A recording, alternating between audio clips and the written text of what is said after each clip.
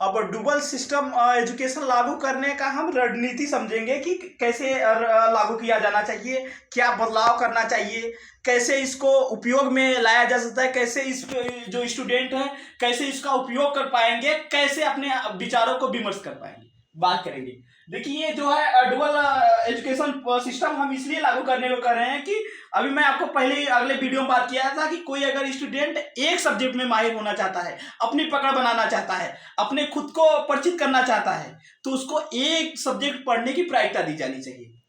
इससे क्या होगा कि अगर कोई स्टूडेंट एक सब्जेक्ट में रुचि रख रहा है, जैसे कि फॉर एग्जांपल मान के चलो कि आप स्टूडेंट कंप्यूटर में रुचि रख रहा है, तो उसको कहीं ना कहीं 0 वर्ष से ही, जैसे कि जो स्टूडेंट शिशु LKG UKG में नहीं आते, वहीं से ही उसको कंप्यूटर का अध्ययन कराना चाहिए।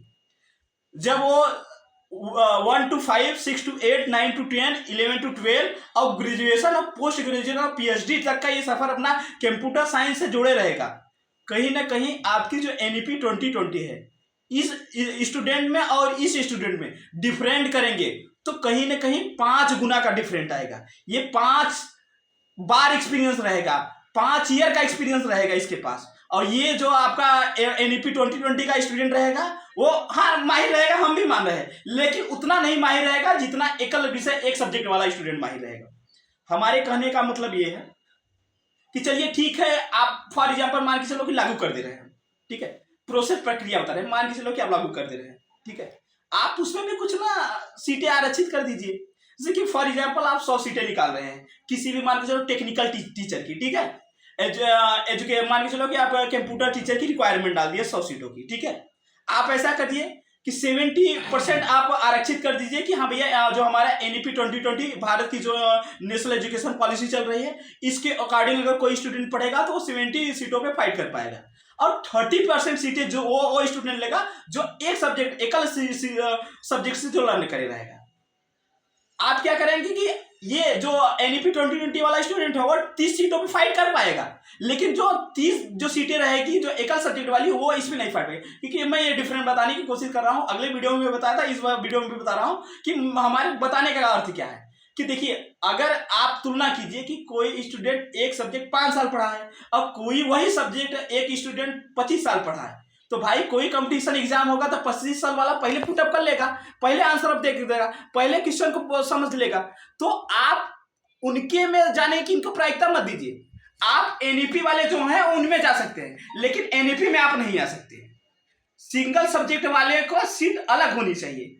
अगर ऐसा आप एजुकेशन पॉलिसी लाते हैं, डुअल इंजन की सरकार जैसे नहीं होती डुअल एजुकेशन पॉलिसी, अगर ये लागू करते हैं तो कहीं ना कहीं हमारा जो भारत है विकसित होने का जो सपना देखा है वो साकार होने में बहुत कम समय लगेगा। हमारे ऑनरेबल प्राइम मिनिस्टर जी का जो सपना है कहीं ना कहीं ये पूरा होता हुआ नजर आएगा।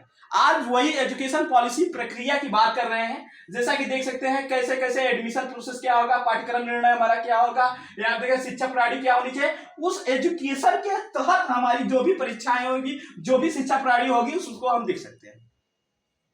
इसमें क्या होगा कि हमारा कम समय लगेगा, हमारे जो यूथ युवा रहेंगे वो ज्यादा डेवलप होंगे, ज्यादा माइंड सेट हो पाएगा, ये उनको कोई सब्जेक्ट चूज करने का ऑप्शन नहीं रहेगा।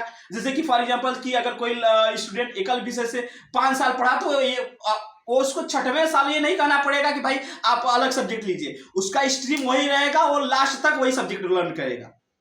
ये नहीं होता कि कोई मान के चलो फॉर एग्जांपल मैं ही एक स्टूडेंट हूँ, 1 to 5 में 4 सब्जेक्ट पढ़ा, 6 to 8 8 सब्जेक्ट पढ़ा, और 9 to 10 5 सब्जेक्ट पढ़ा, और फिर 11 to 12 5 सब्जेक्ट पढ़ा। तो अभी हमारा तो जो पहले जो 6 to 8 था तो भाई हमें यह था कि मैं साइंस ठीक बनना है, मैं साइंस में रुचि रख रहा हूँ। फिर जाते हैं 9 to 10 हमारा थोड़ा सा मैथ सही हुआ तो मैं सोचा कि मैं से MSc कर लूंगा। फिर मैं जब 11 to 12 में गया भाई मुझे आर्ट्स में रुचि हो गई तो मैं आर्ट्स में ले लिया। फिर उसके बाद जो मैं ग्रेजुएशन में गया तो ग्रेजुएशन में हमें पता लगने भैया हमें SDM बनना है, DM बनना है, तो भाई मैं इकोनॉमिक्स लूंगा। कहीं ना कहीं हमारा जो सपना है वो अलग अलग प्लेटफॉर्म पर बिखरता हुआ नजर आएगा। अगर वो जो डुअल एजुकेशन पॉलिसी ला जाए एक सब्जेक्ट का, वो कहीं ऐसा बहकेगा नहीं, कहीं अगल प्लेटफॉर्म पे नहीं जाएगा। उसका एक लाइन क्लियर रहेगा, भैया हमको एक ही फील्ड में जाना है, हमको एक ही सब्जेक्ट में माहिर बनना है, हमको एक ही सब्जेक्ट में प्रोफेसर बनना है, हमको एक ही सब्जेक्ट में असिस्टेंट प्रोफेसर बनना है, हमको एक ही सब्जेक्ट लर्न करना है।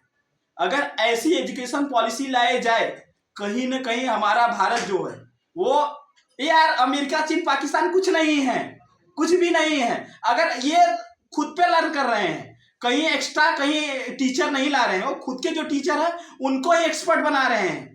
हाँ, हमारे यहाँ भी टीचर हैं, एक्सपर्ट हैं, एक से एक हैं, लेकिन जो हमारे यहाँ की एजुकेशन पॉलिसी है, जो एनईपी 2020 है, कहीं ना कहीं ठीक है, बहुत अच्छी है, मैं उसका बुराई नहीं कर रहा। आप वो भी रखिए, उसके साथ डुअल एजुकेशन पॉलिसी भी रखिए।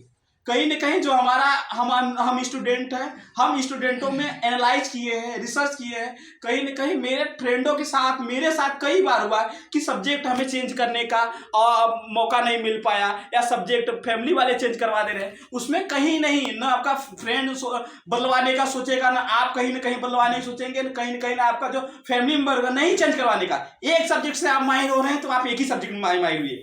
अगर आप कंप्यूटर डेवलप करना चाहते हो तो आप कंप्यूटर डेवलपमेंट के क्षेत्र में जाइए। आप फर्नीचर बनाना चाहते हो तो आप फर्नीचर के बनाने के क्षेत्र में जाइए। आप कारपेंटर बनना चाहते हो तो कारपेंटर के क्षेत्र में जाइए।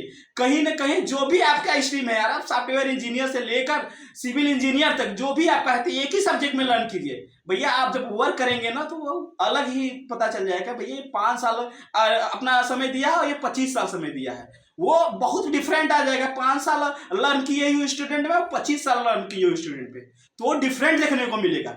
जो भी हमारी होगी, हाँ ठीक है भाई, आप एनईपी 2020 रख, हमें नहीं उससे बुराई है, वो अच्छी है, हम अभी एक्सेप्ट कर रहे हैं कि वो हमारी ठीक है। उसके साथ साथ एक ऐसा भी एजुकेशन पॉलिसी हमारे भारत में आनी चाहिए। ठीक है, थैंक यू।